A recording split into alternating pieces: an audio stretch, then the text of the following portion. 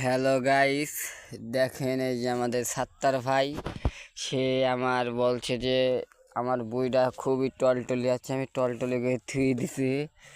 ভাত ডালি খাওয়া যায় ভুইতে। আর এখন আমি আসি দেখতেছি, এই দেখেন যে এরকম যাতা। এখন তারা দুই বেটা মিলে ফালাচ্ছে। আমার তো এক ঘন্টার মতো হয়েছে বসা থোয়া। এখন আমি কি বলবো তাদের, বলেন?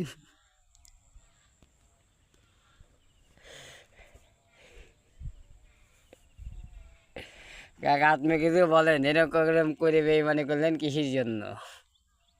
মানে তোমার শাওয়ারের সাথে করব।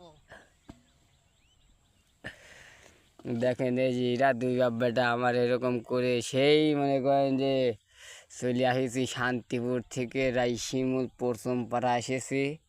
এই এত দূর দূরতে এসে আমার বসাতে হয়, তাইলে কি হবে? না, এতক্ষণ আমার এলাকায় চাষ দিলে আমার 5 বিঘে চাষ হয়ে যায়।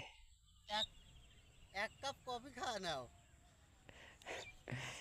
বাপ দেখেন যে মাইয়া নিয়ে কিরকম বই যাতা, আর বলে যে বই একদম টলটলি, ভাত ডালি খাওয়া যাবে। দেখেন আপনারা সবাই, আর এটা আমার গাড়ি দেখেন, আর এটা আমি।